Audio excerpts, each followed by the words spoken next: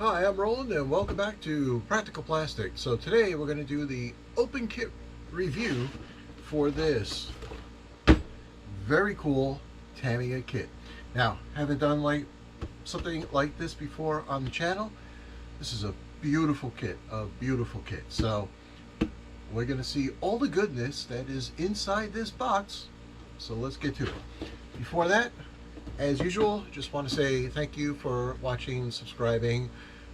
Please do, if you're not already subscribed, please do subscribe, hit the alert button, all that good YouTube stuff. Alright, so I'm going to switch that camera around and we'll take a look inside this box of awesomeness. Alright. Alright, so our hefty box here, just to give you a comparison. Here is a typical 1/24 scale car kit box, you know, even with the corner of this box. So quite a bit. So let's get to it.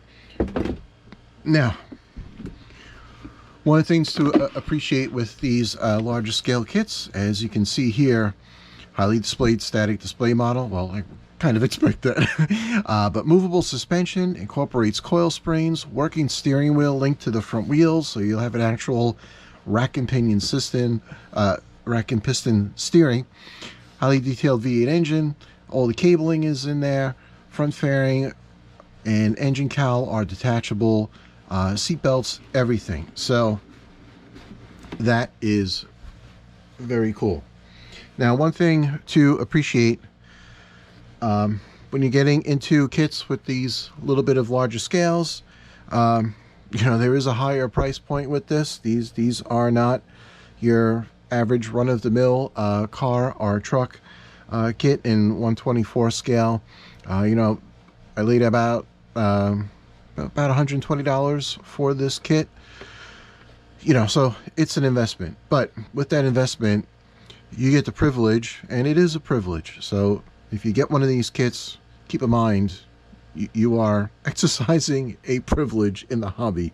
But what's nice is when you get into one of these, you know, kits at this price point, it's nice to see how it's presented in the box. You know, this is, it just, at least to me, it makes it feel like, you know what, you are experiencing a privilege.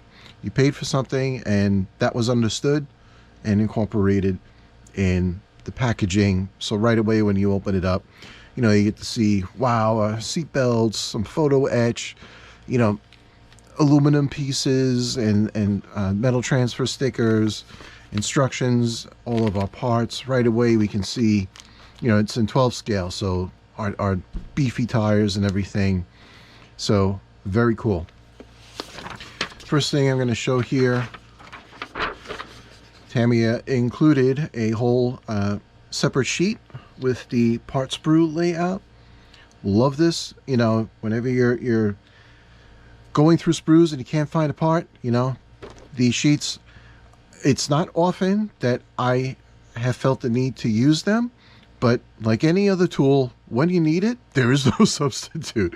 So it's nice that they include this with the kit. So thumbs up on that. Now, I have not shown, aside from the Tamiya Monkey motorcycle model that I did, I really haven't shown on the channel any Tamiya builds. Just haven't come across doing any of those. But I've built many Tamiya kits growing up in the past. And one thing with Tamiya kits, and you've probably seen this if you've watched other hobby channels, you know, they kind of almost set like a gold standard in the accuracy of the fit and the cleanliness of their molds. And, you know, it's a pretty safe bet when you buy a Tamiya kit, you're going to have a smooth building experience. And that's one of the reasons why I went with this kit, because I haven't done a vehicle like this, I think, ever.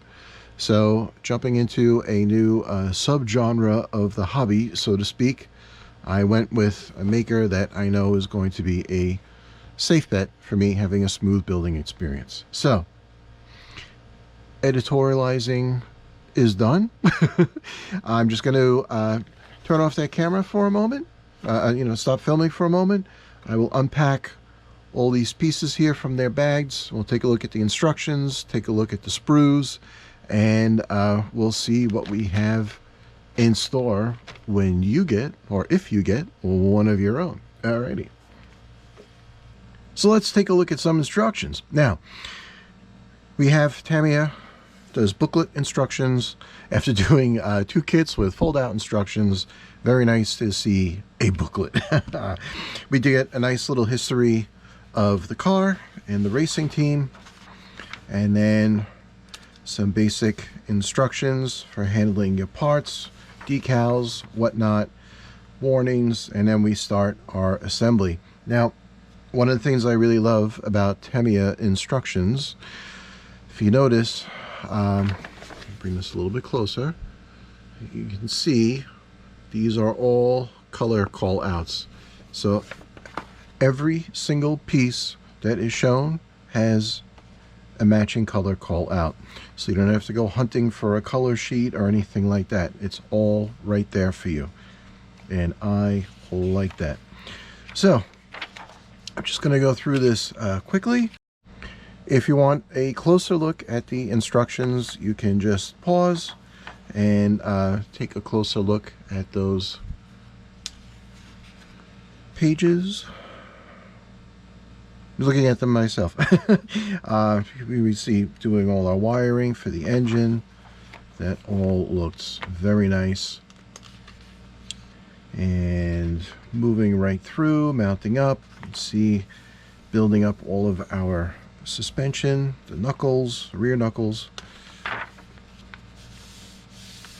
Final assembly, we do have photo etch clasp for the seat belts, setting up your seat belts. That's all looking good. Attaching our wheels. Oh, you actually have a nut to attach the wheel. Okay, that's nice. And then last but not least, front and rear cowling, which can all be removed. See everything here. Do not glue, do not glue, do not glue. Love it. And oh, this is neat. They give you 2 what look like, I guess, 2 spacer lugs here for the bottom of the car to support it so that you don't tire out the suspension. So when you just have it sitting on a shelf, you know, you're not looking at it, attach N1 to under panel when displaying completed manual, and obviously you don't glue those in. And we have nice decals, more decals. So everything's looking good there. We have a beautiful set of decals here, very colorful. They are behind a piece of wax paper. I am going to leave them that way because I don't want them to be damaged in any way prior to my build. And Tamiya likes to give you a little tech tip sheet. There we go. For how to handle your parts, cutting off parts. So if you've never used, photo etch, metal plating, chrome plating, things like that, this will help walk you through. So that's pretty neat. Although I can't imagine someone tackling this as their first ever build. So let's look at tires. We get these humongous rear tires, and though they're not pad printed, they clearly have, with raised edges, the spell out of Goodyear and the tire code. Very nice, front and back. And these are, they are like rubber. When I opened the bag, the smell hit me at once, and boy, I was a little kid again when when every model had tires like this. Now they do have a little bit of a center seam, so that will be sanded off. But what's really nice, they do have these little marks already on the tread. Well, there is no tread on the slick for I guess what little tread there is. So those are the rears, and then the fronts Obviously much smaller, but also have the Goodyear lettering detailed on them and tire size and everything, so that's all nice. Then we get a selection of tubings. So we get a thin, a little bit thicker, and then a very thick, as long as a clear tubing for fuel lines, I imagine brake lines as well. Our springs, a couple of screws, I imagine, to hold the shock absorbers together. So that's all nice. Now this is the insert tray, and I have left everything in here so that I would not lose everything, but we can take a closer look. So we get, as it says, aluminum air funnels. So those will fit to the top of the engine for the intake. That should look awesome. Metal transfers, those are probably for like side mirrors and whatnot. Those will look great as well because they actually are, as I wiggle them, reflective, nice and reflective. Our photo etch, looks like we have some fasteners, or represent fasteners for the various cowlings, and the rest of this is all for the seatbelt buckles. And then we have our cloth seatbelt stickers. These basically peel off and then fold back on themselves through the photo etch to make your seatbelt, and that is super cool. And now let's get to the plastic. So we have here, and you can start to get a feel for the size that the kit will be. This is the main body of the vehicle, so driver sits in here, and then your forward fairing will fit on here, and the engine and the rear cowling will fit on here. Speaking of which, there is the A sprue, and that is our front cowling there, and our rear cowling here. So the car will be, you know, roughly a foot long or so, somewhere thereabouts. But looking at this right away, you know, exactly what I would look for with Tamiya molding. They are pretty well spotless, you know, no flash, and you can see these have an incredible shine to them. So it's almost a shame that this will all have to be painted anyway, because don't want to have this center seam running down the cowl. But be that as it may, it's nice to know you are starting off with a very good surface. So that's good news. This is now our B sprue, and we have the elements of our air wing in the back, some other miscellaneous parts here. Again, very clean. Now we go into this grayish silvery color, sprue C. This is for all of our engine and transmission bits to build out the engine. And you can see here where we're really getting into fine detail on the parts. That is really nice relief and detail on these. These as well, you know, it's nice they mold them in color, but really to get the most out of these parts, these have to be covered in black and then covered with an aluminum, or I would imagine it's aluminum color that they'll go with in the painting guide to really make these pieces look awesome once the engine is built. Moving on to our D sprue, we have the driver's bathtub. We have some structural elements here. It's like front wheels, I would imagine, wheel backs.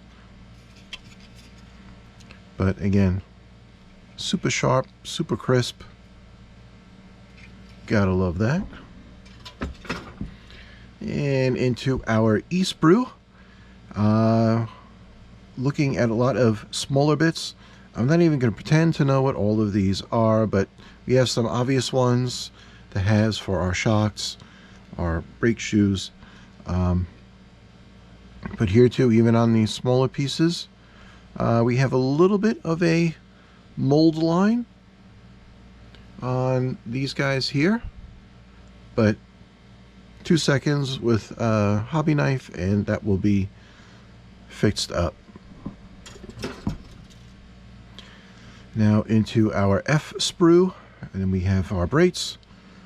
And on the rotors here, they actually have a grooving, you know, that faint grooving that you get on your brake disc. So that's some very nice detail. We have plastic air scoops, which we won't be using because we have aluminum ones. Now we're going into black pieces. So this is sprue G, and it looks like we have some radiators, our suspension arms, steering wheel. Again, still nice and crisp.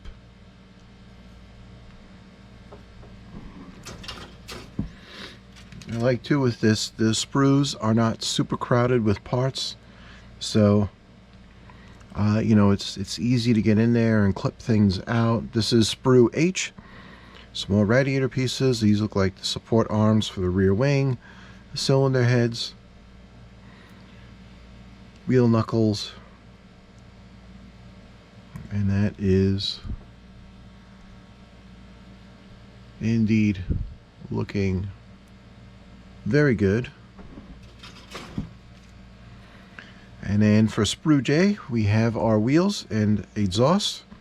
So we have 4 separate pipes. Now, if this was not a Tamiya, however you want to pronounce it, kit, seeing 4 separate pipes like this would make me a little bit nervous. I gotta tell you. But at the larger scale, and it being a Tamiya kit, I am suspecting these will probably go together. You have to do it carefully, but I suspect they will go together without a hitch. We'll find out when it's built. Then we have our case sprue, and these look like all of our attachment rods. And as you can see, they all have these like snap ends to them, so they will all pop onto pegs on the suspension arms and the knuckles and whatnot. Here you can see the rack for our steering. So I must have gone by the pinion gear. It's got to be back there somewhere. Bottoms of our shocks, and you can see they have a little conical head to retain that inside the barrel of the shock absorber so that they don't pop apart. These look like sway bars. Now this is interesting. We actually have sort of a rubbery sprue here, and that's the seat. And I imagine these are drive boots for the rear drive shafts coming out of the transmission. That's nice. So there we go.